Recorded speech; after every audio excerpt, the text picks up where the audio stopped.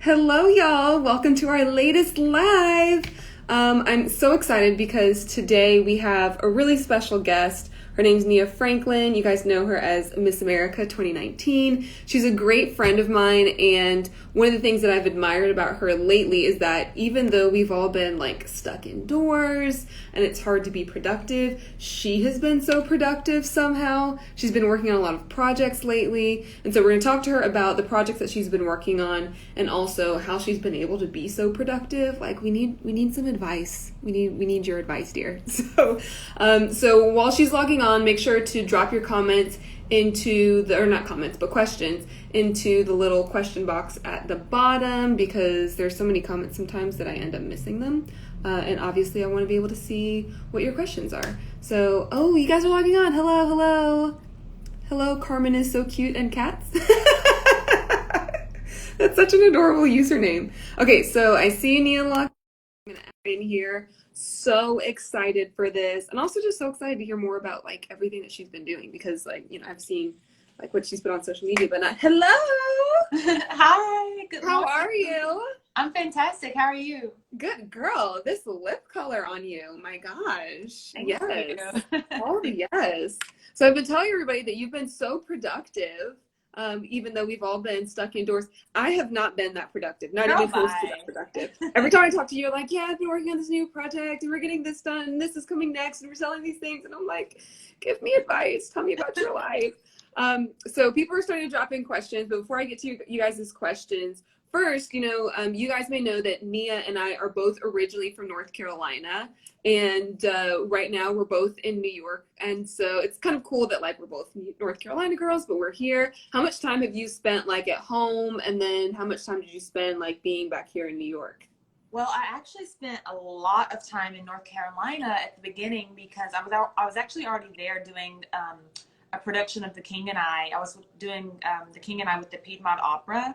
I was playing the role of Tuptim, and 1 week before the show was going to have our opening night, you were going to come to one of the performances I 1 know. week before the opening night in March. The opening night, I think, was March 20th, and it got canceled about a week before that. So like March 13th, it was Friday the 13th. And That was so sad. I got an email that it was canceled. And so since at that point, it seemed like the world was like going through this terrible time, and it was like about to be the end of the world or whatever. Mm-hmm. I was like, I'm just going to stay home and not go back to New York. Mm-hmm. And so I stayed in North Carolina for like 3 months with my family. Oh my God. Because I was actually in my hometown. That's where the opera production was. So I just stayed home for like 3 months, and it was definitely hard because it just felt like I was so out of my normal comfort zone of being in my own apartment, being in New York, being busy. So it was definitely tough at the beginning, and I was not productive at all, I'll be honest. But I kind of took it as an opportunity to take a break, because after Miss America, I really didn't take a break for myself or even a vacation or anything. I just kept working. I was still traveling a lot. It was almost like it felt like I was still living that life of Miss America in a way, just without wearing the crown, I guess. So, And for those who haven't watched or don't know about like dates, guys, Nia crowned the new Miss America December this past year. It ended up being like a week and a half or something after Miss Universe. So literally, like both of us were in Atlanta. I was competing, you were there supporting me, and then like I came all the way to it wasn't in Atlantic City. it was in Connecticut. Connecticut. It was in Connecticut. Yeah. To Connecticut. So you were done in December, and then you were traveling a bunch, and then you got to go home. And I think a lot of people are dealing with that same issue, in that some of us have gone home. So I know that like there are a few like former Miss USAs who, instead of like being in their normal apartments, they've decided to go home with their families. And I feel like that contributes to like that feeling of just being off and not being able to be productive.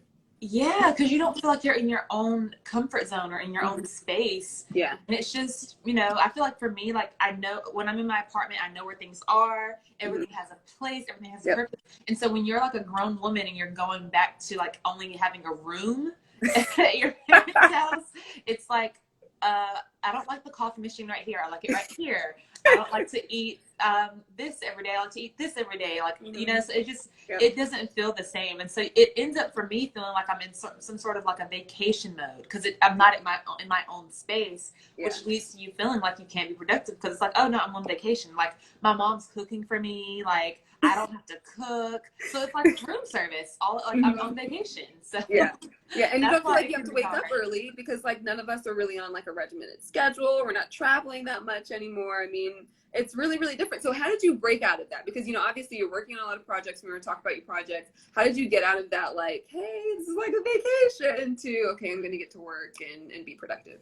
Honestly, I just started to think about, you know, what I want to have done after this is all over, whether we're in quarantine and whether this is the normal for another 5 years or another 5 months. I was like, okay, well, what do I want to have accomplished after we are out of this? Like, I want to be able to have something to show for this quarantine, this COVID-19 situation. And I remember seeing a lot of like little tweets and things on Instagram where it will be like, we're going through a pandemic. You don't have to be the most productive you've ever been. Because some people were feeling bad because it's like you feel all this pressure because now that we have this free time that we're just at home, you should be getting all these things done. Mm-hmm. But it's like, well, we're going through a pandemic and mentally this is hard for some people. And that's where I was at first. I was like, I'm not doing anything. I'm just going to take this Yep. time to just like relax and refocus what I want to be doing and everything. Mm-hmm. But then after a while, it's like, okay, it's been 2 months, it's been 3 months. We should be using this time to be productive and not just to sit around. This isn't a vacation. So that was what helped me to get back on track. So I started ordering supplies and looking at things that I wanted to do with my business, Compose Her. And it kind of just all started coming together because I had a vision for it a while back, but I just didn't quite have the time to work on it since I was traveling so much. And so it was like, okay, maybe this is a blessing in disguise and I can use this time to focus on the things that I wish I had more time for all the time. Mm-hmm.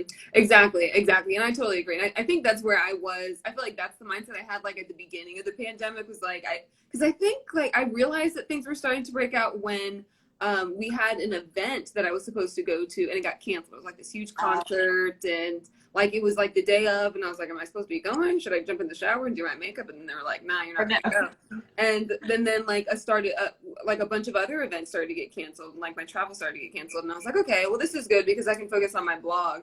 And then like a month in, I was like, I can't get out of bed. I don't want to do anything. And I'm in vacation mode. So once you got out, you know, you started working on Compose Her. And guys, for those of you who don't know, Nia has her master's in music composition from the North Carolina School of the Arts. So you started after you graduated, you know, you became Miss America and you started Compose Her. So can you tell us like what Compose Her is and what you've been doing recently on Compose Her? Yeah, so Compose Her was kind of an extension of my platform or my social impact initiative with Miss America, which was advocating for the arts. I've always been a huge believer that if you have an instrument that you play, if you are someone who likes to write poetry, even creative writing, or if you're a singer or a dancer, whatever it is, if you're doing something creatively in the arts, then it will enhance your experience in school as, you know, you're going through kindergarten through 12th grade. And even beyond that, it's just such a great outlet. There's countless studies, like I could sit here all day and tell you the studies that show if you're a person that is involved in music or the arts, then you will have a higher graduation rate at your school, or you will have a higher SAT score on your, you know, the scores that you're taking to get into college. And so with that, as I was getting towards the end of my reign as Miss America, I thought, you know, what else can I be doing besides just this? And I was actually going through some things myself where I felt like as a woman in music, sometimes you're not taken as seriously and that sort of thing. And so that led me to create my business Compose Her, which is an initiative that supports women in music. So what I've been doing since COVID struck is I was supposed to be having in-person workshops where I would be kind of going on a little tour and leading workshops with people across the country where we would, you know, get together and learn about composition and music theory. But since that couldn't be possible, I took it to Zoom. And so virtually, I've been doing these master classes where I teach the basics of music theory. So you learn kind of like, what does it mean to play a scale on a piano? Or what does it mean to play a scale on the violin? You learn the theory behind that, which enhances your skills as a musician and definitely as a composer, as well as I've been doing some voice lessons too online. And it's been really fantastic. It's just been something that it makes me feel like, you know, I have that purpose in life. And it made me realize how much I really enjoy teaching, which is something and is that it difficult, like teaching now virtually? Like, did that take like sort of a ramp up or adjustment period? No, actually, I like teaching virtually. I think I would also like doing it in person too. But one thing I like about virtually is I feel like you have to focus on everything even more and see. And I think also because we are such, you know, especially people that are younger than me, like probably in their teens or early 20s, we are such technology people now. Like, look at us. We're on Instagram Live here. Exactly. And so I think it's almost like in a way better to virtually learn, maybe in some cases, because you're focusing so much on your little screen. Like, I'm teaching them the piano scale, and I have a piano. I'm sharing my screen, and I'm showing my piano, a virtual piano. And it's like you're focusing on each little detail more, because we're so used to looking at our phones or looking at our computer screens now. So I think it's easier in a way. Mm-hmm. Well, and one of the things I appreciate is that what the pandemic did is it forced us to look at virtual options when I think there were certain industries or certain people who were opposed to that. Now it's like forcing us to do that. Like I know like the legal industry, I was talking to one of the attorneys for my firm and he's like, yeah, we're so proud that we're doing so much stuff virtually now. I'm like, it's because you had to. and that's a good thing because I think there are some slow moving industries that probably wouldn't have used those resources that like really are now. Exactly. It's a blessing in disguise. Exactly. So now that you're, you know, working on these master classes, how do you keep the people that you're working with motivated? Well, I think the biggest thing is finding what it is for them that motivates them in the first place. So what even brought you to this organization? What made you say, hey, I want to sign up for this masterclass? And for many people, it's just that they want to learn more. And one thing I've done is I've recommended books. So like for me, one of my favorite composers is Debussy, a French composer from the early 20th century. And he has a ton of books that are written about him. So right now I'm reading one of his kind of biographies that was written about him, and it's really interesting to learn about his way of creating and the things he rejected and the theories he didn't like. And so I usually suggest that to my students too. Like if you have a favorite composer, try to find something to read about them, and that helps to motivate them because you're literally reading about someone that you respect, you admire, and you want to in some ways be like musically. So that's the biggest thing for me that helps, and I've given to my masterclass students, and then also giving them a little homework. I myself still make sure to stay tuned up, and I do lessons sometimes with professors that help me build my skills as a music composer. You can never stop learning. I mean, even the great opera singers of our time will still take lessons every now and then because it just keeps you sharp. And so that's a really great way to stay motivated, even in a pandemic. And how, like, I know that, while you're working with all these projects and everything, like, is it hard to maintain some semblance of a routine now? It can be because the schedule for the classes varies. It's not the same every week. It's not like I have a class like I'm a professor, which would be cool though. But I usually just do them whatever works for my schedule. So if I know there's a weekend that, I have family time schedule or whatever, I won't schedule master classes on that weekend. But what is really cool, and you guys are kind of getting an exclusive here, is I've been teaching all the master classes myself, and I'm limited to teaching voice and composition because I don't play the violin. I do play piano, but I wouldn't want to teach piano. I'll leave that to people that went to school for that for 4 years, 6 years. But soon we're going to be having other artists come in and teach. Oh, nice. And so that would take a lot off of my plate because I can invite other singers to do the vocal master classes, maybe even other composers to do master classes, even though I really love teaching the comp master classes. So I'll probably continue teaching that one. But having extra teachers built in to help teach will be really fantastic. For sure. And we're also doing master classes for only $50 in August instead of $85. Oh, nice. So it's just helpful to have other people help you, and so it's not all on you. And when you're, this because you have your own blog and it's just you for the most part. You have to do everything yourself, and you do have people that help. You'll have your photographer or whatever, but it's definitely nice when you have a little bit of extra support. So I'm really looking forward to that. Yeah, for sure. I think that's one of the things, this, but when I first started my blog, actually was running the blog with a friend of mine, and it was so nice because she would write an article every now and then, and we also would have photos together, and so it was cool to have that extra support. But now it's not having that and doing it solo is very, very difficult. But it's fun because you get to have the complete vision to yourself and just execute.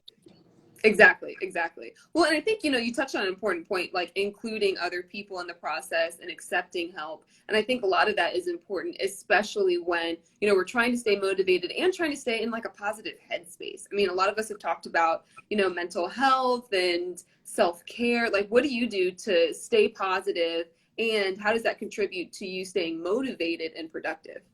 It's definitely tough because sometimes we've been dealing with this since March. It's now July, and it's like, as a performer especially, I miss being able to go on stage, and connect with people that way. And so many of my events were actually postponed or canceled due to COVID-19. I had something in Napa Valley that I was going to be doing. It was a classical music festival in Napa Valley that I was going to do in April. I actually had something right here in New York City. It was actually in Brooklyn, though, that I was going to be headlining and curating. All these Black women composers were going to be a part of it. It was going to be so cool. So what's helped me to do that is actually reaching out to the people that I would have been doing things with and seeing what we can come up with virtually, or what we can plan past this. Doing interviews with people. I am starting a podcast as well, because I feel like that will help too, to just have those conversations with other artists that are dealing with the same thing, and people that I look up to as well. That to me is super motivating, to like use this time while we're at home to just create a better environment for myself after this is all over as an artist. Like, really figure out what it is that motivates me and what inspires me too. And I think a lot of that is listening to the stories of other people and what inspires them and how did they get it done. Exactly. Well, and I think you mentioned something that was really important. I hope you guys write this down, because I'm like writing it down mentally. That when events got canceled, you still reached out to those people and you're like, okay, how can we make this work? How can we figure out what can we do instead? And whether that's bringing them on for like an Instagram live talk, or like planning something virtually. That's so smart and so proactive. And I think it's a great idea, especially for other people who have also had other events canceled. I mean, obviously you can't figure out the show that was canceled, your King and I show, but like other things you can, and other conversations you can still have. Yeah, absolutely. Just seeing the beauty in all of it and moving forward. Actually, this Monday, so the 27th, I will be a part of a virtual performance, a virtual show that Broadway Cares is putting on. In the next gen, where all the funds will be going to small theater companies across the country to help them, because a lot of companies have had to give refunds, and they've just lost money from the lack of performances. And so I think it's amazing what they're doing. They're based out of New York, and so I already taped my performance. It's going to be live, but I pre-taped my performance. I'm singing Summertime in like a jazzy style. That's Monday, and I'm really excited for that. So it's just like, just keeping it moving. Yeah. Oh my gosh. Okay. And guys, I know this because I've been following Nia for years, but Nia sang Summertime when she was competing in Miss North Carolina in the Miss America system. It was amazing. Oh, thank you. I literally even remember your dress, because there was one point in time where you would like spin around in this floral dress, and then you would like, oh my gosh. I love a good spin in an opera song. Exactly. Was your mom on? Okay, so she mentioned something very important. So Nia was talking about a show that she's doing on Monday the 27th. Monday is actually Nia's birthday, so you guys wish Nia a happy early birthday. I'm so excited. Both of us have had to spend our birthdays quarantined, or like, not quarantined, but like staying at home. Yeah. Exactly. So, okay, we've got a ton of questions here. I'm going to start pulling them up. Let me see this one. Okay, Holly says, what do people know about being Miss America and Miss USA? This is a good question, because a lot of people don't know the difference between Miss America and Miss USA. So, Nia, would you like to start off on the differences between Miss America and Miss USA? Okay, so I think I'm kind of a history nerd. Like, oh, wait. Okay, wait, before you start. Okay, so Zosie says, how and where can we watch, before we get off topic, how and where can we watch your show on Monday? Oh, okay. So I will put that link in. It might even be on my story right now because I reposted it yesterday. But it's going to be live on a website that you can watch. So I will make sure I get those details on my story today. Perfect. It'll be so fun. Okay, good. Okay, so check out Nia's social media if you guys want to figure out how to watch her performance on Monday. Okay. Differences between Miss America and Miss USA. Okay, so I'm kind of a history nerd. That was like one of my favorite subjects in school, and so I like to take it back to the beginning. So Miss America was founded in 1930. 21. It started off as a swimsuit competition, and the Miss USA was founded in, help me out with the year. 1952. 1952. And so it's something that, they're both pageants. They both had swimsuit as a portion of the competition. But they're different in a lot of different ways. Miss America's a scholarship organization, and we're also a nonprofit, not a for-profit like Miss USA. And so that's one of the major differences in how they're ran and operated. But they both produce amazing women, if I must say so myself. Yeah. Miss USA also is owned by IMG Endeavor, correct? Yeah, it's owned by Endeavor. Yeah. So Nia's right in that Miss America started earlier, and I think I've heard this over and over again. I don't know how true it is, but there was someone who didn't want to pose in swimsuit. There's a Miss America winner who did not want to pose in swimsuit, and so the swimsuit sponsor, dropped out. Catalina. They started their own competition, which ended up being the Miss USA and Miss Universe competition. Both started the same year, 1952. So like Nia said, Miss America scholarship organization, and one of the areas that you guys compete in is talent. But don't compete in swimsuit. We compete in swimsuit, but don't compete in talent. And whoever wins Miss USA continues on to the Miss Universe competition. And both of those titles and Miss Teen USA are owned by the Miss Universe organization, which is now owned by Endeavor. So those are the major differences. Max says, yes, Catalina Swimwear started Miss USA. I've heard that over and over, but it's like I've never really known. Is that true? Is that happening? Yeah. But that's the word. That's the myth. Maybe. Exactly. Great questions. Okay, so here's another question from Miss Universe fan. Cheslie, you're gonna stay in New York after you are crowned a new Miss USA. To be continued. We will see. Because I love working for Extra. And so right now we are in talks with what is going to happen next. And when I can share with you guys specifics, I will certainly do that. But until then, I cannot share. So, but I love New York, and New York's a great city.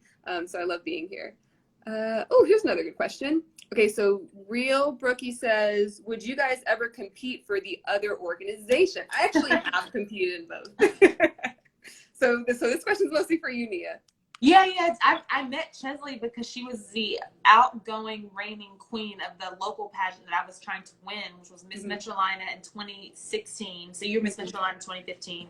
Yep. I ended up winning Miss America and was so happy to have done that. But I remember one of my friends, it was actually Matt, who's in here. He was like, Nia, if you don't win Miss New York, if you don't win Miss America, we're gonna strip your body and you're gonna go. You're gonna go compete for Miss New York USA. Go do it. So I might have competed for Miss New York USA, even though there's 200 girls that compete in it, which would have been crazy. But super competitive. And fun fact, y'all, when Nia won Miss New York, you actually were the last class to compete in swimsuit, and you won swimsuit. Didn't you win swimsuit, interview, and talent? Yeah. And then what? I mean, good time. Good time. Exactly. So so if you compete in USA, obviously you would have done well having one swimsuit. Mac is in here. Mac says, I always say both Miss USA and Miss America produce the same amazing types of women. They just get to the crown in different ways. Yeah, it's great. Aww. That should be on a t-shirt. That should really be on a t-shirt. I would love that. But it has been so cool. I think it is really cool that Max says she cleaned house and won everything. Yes. I remember watching the live stream. I think I couldn't come because I was taking the South Carolina bar that summer. But I remember watching the live stream, and I was just like, oh my God, literally won everything. And I have to say, okay, so Nia mentioned that she was competing in the local that I was giving my title up for, and that's how we met. And I will never forget, because Comfort's here. I love you too, Comfort. I will never forget. I remember we met because we were doing a contestant meeting. And in that contestant meeting, I remember somebody said we can't submit questions. They're in the little question box at the bottom. I'm getting a ton of them right now. But I remember, talking to all the contestants, the ones who were competing for the title, and just saying, I want to be help to you guys. I want to help you as much as I can. So I remember giving everybody my phone number, and I was just like, if you, need something from me, whether it's borrowing a dress or whatever, let me know. And Nia, I think you were one of only 2 people to actually reach out to me and ask questions. and ask for advice, and then I would give you advice, and then you would do it, and then you would come back and be like, I did that. So is there like something else? Do you have other things that you can give to me? What else you got? Right? And it was just like, I just remember like seeing that like drive in you very early, and it was really unique because I don't think that you always see that in people, like somebody who actually wants feedback and wants advice and then does it and is like, okay, what next? So I just think it was really, really cool, and I think it was like, destined for you to become Miss America. Aww. Okay, we've got a couple other questions in here. Let me see what we've got. My mom said, did you guys talk about your true sisterhood? You are awesome friends to one another. Oh, that is so sweet. Well, I love that your mom's in here right now. Miss you. Hope you're doing well. Yeah, we should. Let me put this question away. We'll come back to that question I just pulled up in a second. But yeah. I mean, I think that's really important because I think that there's so many people who think that like Miss America and Miss USA titles, like title holders, like hate each other, and we don't. Like, especially in North Carolina, there are so many people who compete in both systems. Yeah. So many people that have been successful in both systems, and I think there like sometimes there's been this like stigma that, especially within the pageant communities, that like, you know, you can't compete in both, you can't do well in both. Yeah. Like, you absolutely can, and it's absolutely. Just like, yeah. And I mean, even the current Miss New York USA, Andrea, she actually did some walking lessons with me when she was not yet Miss New York. She was actually not reigning at all at that time, but before that, she was Miss Earth USA. Yeah. And, you know, it really is all about just women empowering women, no matter what system you come from. I mean, you don't even have to be in a system. I've worked with women that have not even had a title. Like they just are good at what they do. They're good at interview coaching, or they're good at swimsuit walks. So it's just really about building each other up no matter what, and, you know, just being there for each other in any way you can. And I feel like the people that really do that are the ones that that have that quality about them, that are really like about helping people. Yeah, I completely agree. And I like literally, I can't even add to what you just said because you said it all. And it's true. I mean, oh, your mom's in here too. Hey, Miss April. Hi, Mom. All our moms are watching. But yeah, it really is true that, like, you know, it really is just about supporting each other and helping each other. And like I said, there's so many people that do both of the systems. And I say both of the systems as if there's just Miss Universe and Miss America. Yeah, there's like Miss United States, there's Miss Earth, there's the Miss World organization. Oh wait, can I just say, I borrowed so many dresses from this girl. I borrowed, let me see if I can count. Okay, I borrowed a red ball gown. Like, the red ball gown? First of all, who just has a random red ball? That's how you know that you were supposed to be Miss USA and I was supposed to be Miss America, because I like literally have so many gowns now that I'm just like, yeah, here, do you need something? I'm actually selling my gowns because I have too many now. But I borrowed a red ball gown from you. I borrowed like a 2-piece jacket, white and black thing from you. I borrowed an reddish orange interview dress from you, a green olive, like bodycon kind of dress from you. Yeah. Now that you're saying these, I'm remembering them, but I'm like, oh, that's right, I forgot about those. Wait, do you still have any of those? Like, I have all of those. Literally every single one. That's at least 4 that I borrowed from you, and I'm sure it was like 3 other things. Well, and what's funny is like that. Okay, the 2-piece that you're talking about, the like matching like dress and jacket set. Yeah. I literally wore at Miss USA. Like, if any of you guys are watching and want to see what Nia's talking about, this 2-piece that both of us have worn. If you scroll back to like, I don't know, probably like April 24th, 2019, you will see on my page me posing in this jacket at like Miss USA registration. But yeah, all those. It works so well when we wear the same size. I know. It does. But guys, it's literally like the sisterhood. It's like being able to like share. And I tell people that all the time, especially when they talk about costs and how expensive pageants can be. I'm like, well, borrow stuff, because I was so happy to loan out my things. I mean, I loaned dresses to you. I loaned dresses to like plenty of other title holders who needed stuff. And there are people still, like, whenever I go home, like the photo shoot we did recently, over Christmas break, we were literally borrowing dresses from this dress shop, right? The Kenzie Jades in Concord, North Carolina. So it's like there are so many people that are just willing to, like, you know, lend a hand and be helpful. So it's awesome. So it is great. Okay, so let me go back to this question. Oh, this actually isn't a question, but it's so sweet. From McKenna Harvey, she says, as a local North Carolina title holder. Both of you are so inspiring. Aw. Thank you so much. Putting like standing up for the Carolinas lately. Okay, let me see. Here's another question. This is it's Michaela Smith. She says, how involved did you have to be in your school or your community to be as successful as you are? This is a great question, Nia. Go ahead. I'll take it. I have to say I was very involved in both my school and my community. All throughout, I'll just go back to high school, not even before that. In high school, I ran track and cross country. I was in choir. I was on a music club as well. I was very heavily involved in my church, both in like Sunday school, helping out with the fall festival, helping out with the Easter play, all of that. Very active.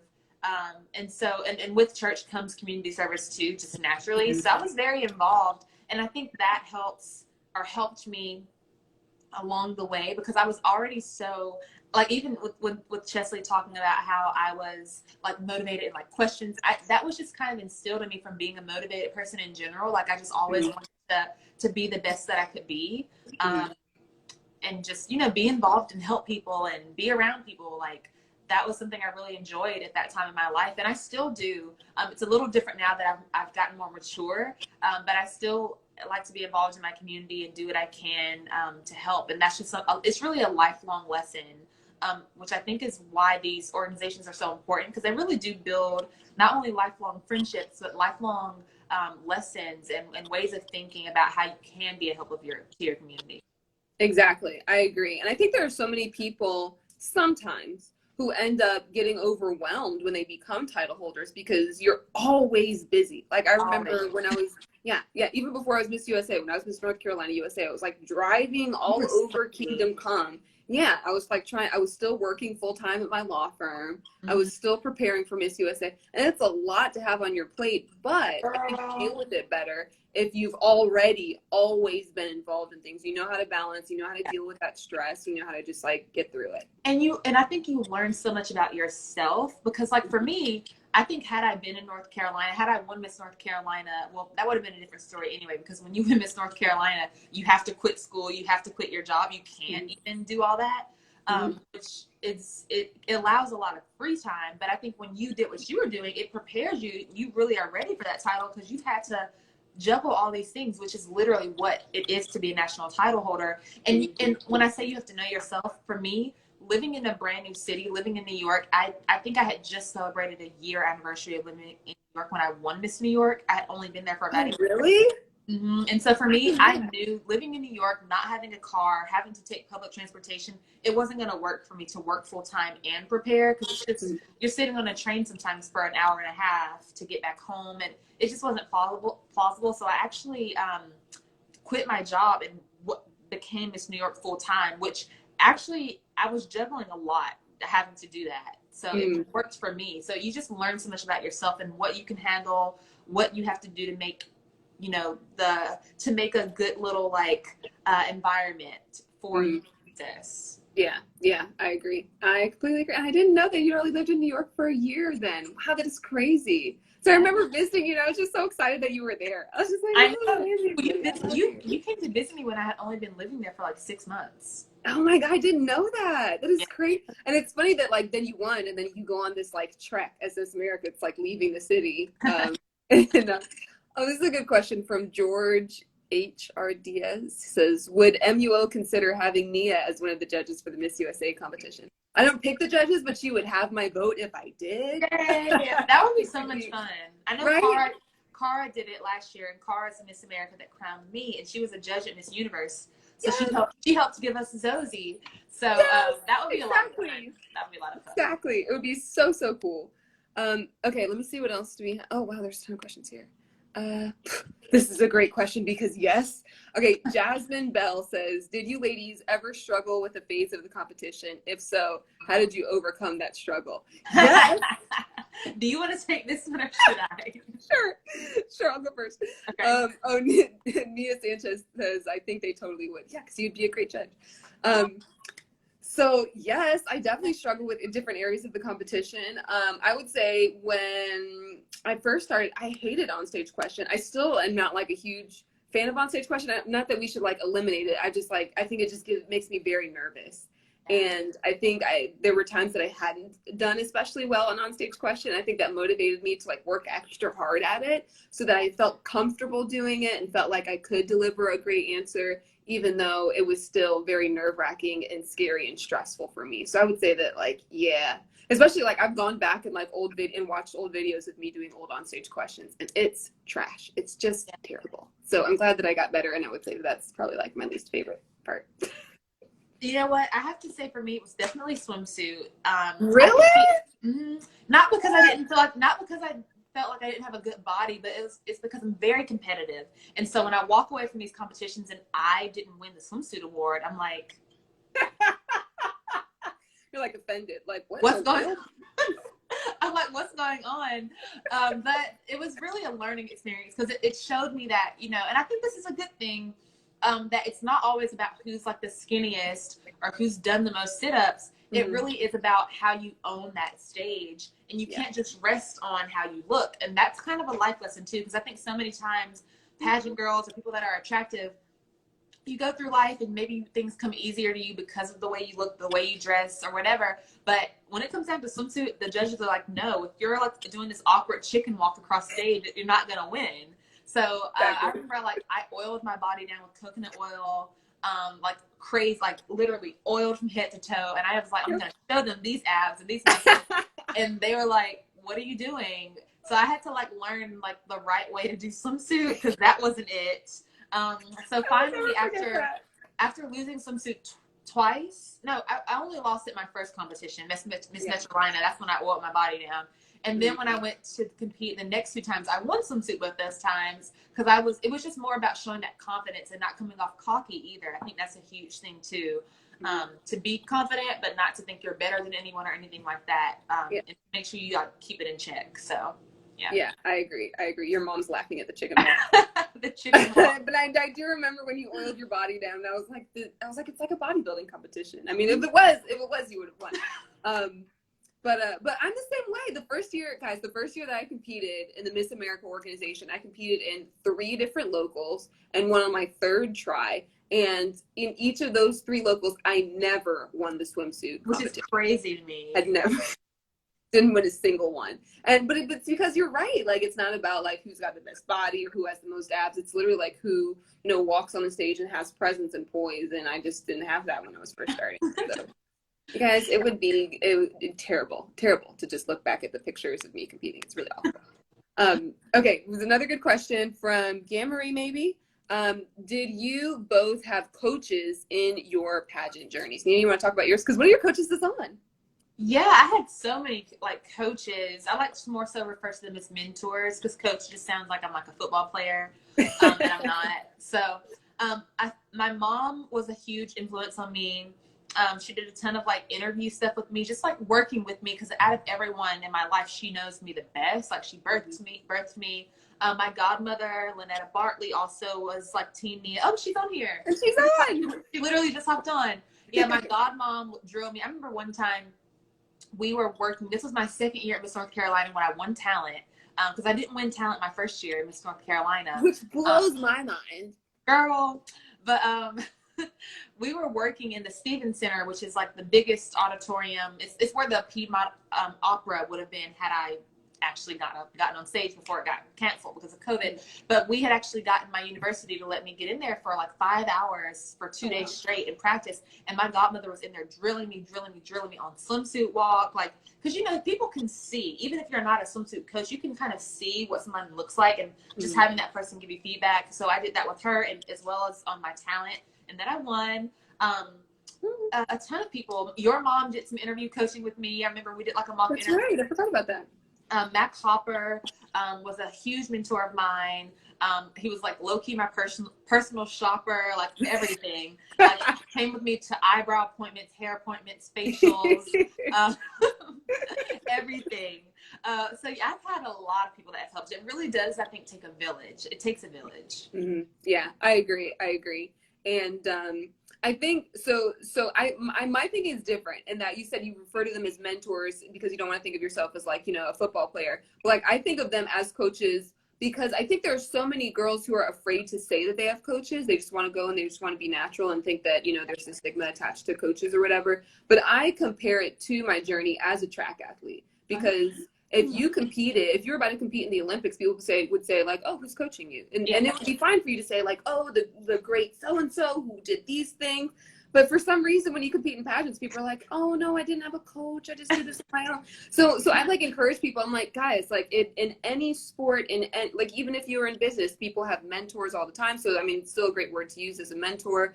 But it's okay to take advice from people. You're not, you actually should take advice from people, because I think it's hard to be objective when you're judging yourself. I think the main reason that it feels scary to say the word coach in the Miss America system maybe is because I will never forget, you might remember this, on like the paperwork that you have to fill out for state every year, it's like coaches, and it's like, does it ask for coaches? I didn't remember that. Yeah, it's like, it's a section on there where you have to like be honest or whatever about if you have a coach or not. And I would never put anybody's name down because it felt like you weren't supposed to have one or something. And I think that's like more deeply rooted in like the politics of it all or something. But yeah, like I remember like it kind of being like a taboo to have a coach, and maybe we should get out of that mindset, because you're so right. It is like about feeling like you're training for something. This is something that's like a big deal, like, you know. The competition, yeah. It's and I think that, and I had, oh my God, it's so many coaches. People are like, who was your coach? And I was like, which one? I had like an interview coach. Heather Sumlin did so many interview questions for me when I was preparing for USA and for Universe. I prepared with Pageantology for North Carolina and for USA, and then worked with Susie Castillo on a ton of questions that I had for Universe. Brittany Cruz DeCello helped me when I was preparing for North Carolina. USA. Yeah, so many people. I was like, who can help me? How many people? How many people can help me? And it's so helpful. And, you know, like, obviously, you know, I talked to my mom and she would always give me feedback. The only reason I couldn't do interview questions with my mom is because I would always feel too comfortable with her. And I never felt like I was like on. Yeah. Like I could do it with somebody else's mom. I couldn't do it with my own mom, because then I'd be like, oh, can we pause this for a second? I just need to think about this. And she'd be like, no. You have 30 seconds and you've used five of those seconds to tell me that you need to pause for a second. So no. So that was always tough for me. Okay, so we've got a ton more questions. I'm gonna take like 2 more questions because we're running out of time. Let's see. This is a cool question. Okay, so Sarah Ann Williams says, how do you get to know title holders from other pageant organizations? That's a good question. Because I feel like we know a bunch of them. I think just by competing. Yeah, competing. Going to watch competitions sometimes. Yeah. I've met a lot of people when I'm shopping for pageant stuff, and I'll see them in the clothing store or whatever, or like at Giovanni or at Southern Bride in North Carolina, wherever it is. I'm like, oh, hey, girl, like, what are you competing for? That happens a lot. Yeah, I agree. Like shopping for sure. And just like we said, there's so many women who compete like in multiple pageants. Like I think my Miss Arkansas, Savannah, who was top 5 at Miss USA, she was also Miss Arkansas in the Miss America system. Oh, totally. Yeah. There's so many. Trinia, is that how you say her name? Brown? Triana. Oh, yeah. Triana. Yeah. Triana was Miss Oklahoma America. This year's Miss Georgia, and that's competing for your title. She was Miss Georgia America. Asia Branch is Miss Mississippi USA. She was my Mississippi. It's a ton of that. Yeah. Okay, so I'm pretty sure I think she's the first Black Miss Mississippi USA. I think she is. Yeah. Was she the first Black Miss Mississippi in both systems? I don't think in Miss America. Not in Miss America, but in Miss USA. But it's funny too, because I feel like Miss America, our age limit stops at 26. So it's like, yeah, if you can go compete in another system that doesn't age out until 28 or 29, then go do it. Like, so a lot of people thought would do Miss America first because you don't have that much time. It used to be 25 before my year. They raised the age limit. That's the only reason I could go compete and win.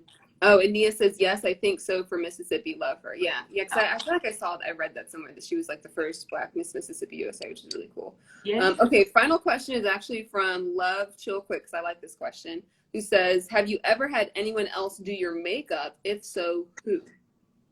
Ooh. Do you have makeup artists at Miss America? No, we didn't have them at Miss America. I know you got yours done by Sir John, which is so cool, right? Oh, he did Beyonce's makeup. Because Guys, so Yeah. Don's fiance's makeup artist. And yeah, he did my makeup for the Oscars. The Oscars, yeah. I got my makeup done by Kristen. Her name on Instagram is Kristen Imagery. Love her makeup. She's based out of Atlanta, and she does Kendra Moore's makeup. And she does a fantastic. She did my makeup for the NFL honors. Oh, and you look beautiful. Thank you.